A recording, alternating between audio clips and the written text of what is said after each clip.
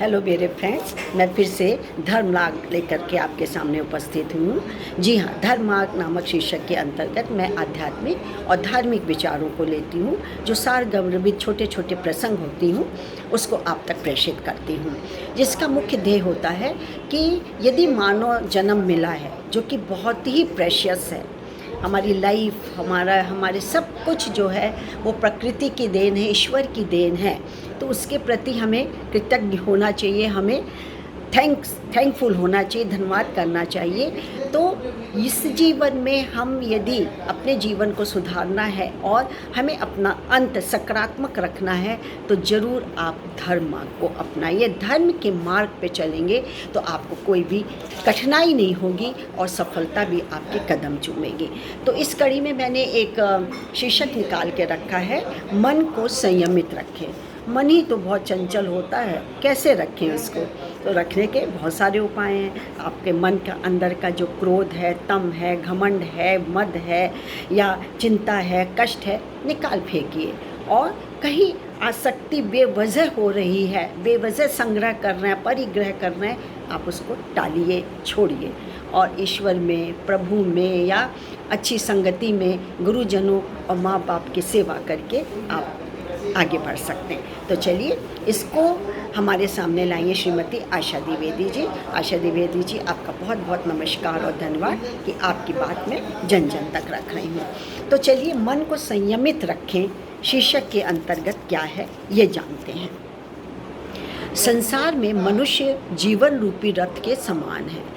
हम इस रथ में रथी के रूप में बैठे इंद्रिय रूपी घोड़ों के माध्यम से मन की बागडोर के द्वारा बुद्धि रूपी सारथी का सहारा पाकर आगे बढ़ते हैं। वहाँ बुद्धि रूप में स्वयं प्रभु विराजमान है, किंतु जब हम अपने जीवन की बागडोर काम, क्रोध, लोभ, मोह के हाथों सौंप देते हैं, उस समय प्रभु को पहचान नहीं पाते हैं। यहाँ तक कि हम अपने से भी विमुख हो जाते हैं। हमें यह ज्ञान नहीं रहता कि हमें जीवन शक्ति जो मिली है उसे किस प्रकार सार्थक करें।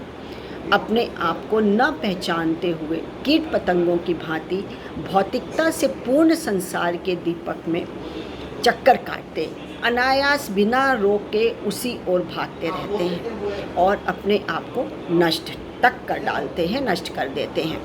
प्रभु की कृपा के बिना जीवन की पहचान नहीं हो सकती। जिस जीव ने ब्रह्म को जान लिया वह स्वयं ही ब्रह्म स्वरूप हो जाता है। जिसने भी परमेश्वर के ज्ञान अमृत का पान किया वह कृतार्थ हो गया। जब सृष्टिकर्ता ने पृथ्वी का निर्माण किया तो जल का एक रूप दिया, एक सूर्य, चंद्रमा, वायु व अग्नि दी। उन्हीं तत्वों से सभी का निर्माण हुआ। सूर्य के प्रकाश से दृष्टि मिली, चंद्रमा से शीतलता, सभी प्राणियों के लिए वायु की आवश्यकता हमको दी। सब कुछ समान होते हुए भी जो जीवन सारथी है वह यदि अपने कर्म को ज्ञान के माध्यम से आगे बढ़ाता है और यह मानता है कि सब उसी परमात्मा का है, यही मानकर वह सब कुछ अर्पण कर देता है। ऐसे में परमात्मा अलौकिक शक्ति से वह क्षमता उत्पन्न करता है जो एक जादू का कार्य करती है, जो क्षण मात्र में अपने अस्तित्व को पहचानकर नाशवान संसार के प्रत्येक जीव के प्रति मोह रहित होकर कर्तव्य पालन में अपना जीवन निहित कर देते हैं।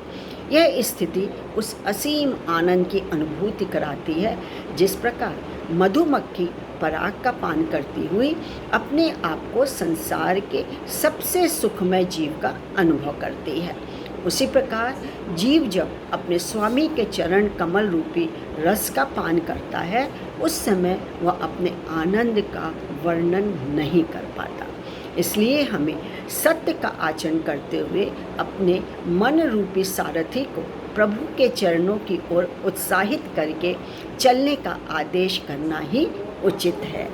तो ये सब विचार जो धार्मिक होते हैं, आध्यात्मिक से जुड़े होते हैं, और न जाने कितने कितने आदिम समाज से, शायद जब से ब्रह्मांड बना है तब से धर्म भी बना हुआ है और चलते हैं। और सभी धर्म, कोई भी धर्म हो, उसमें सीख देने वाली कला होती है, सीख देने वाली राय होती है और मन को हमारे संयमित करने की उसमें क्षमता होती है।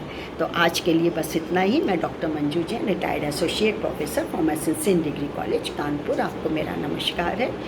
आज इतना ही, फिर एक नए आध्यात्मिक और धार्मिक विचार के साथ उपस्थित होंगी। इजाज़त दीजिए, नमस्कार, थैंक यू।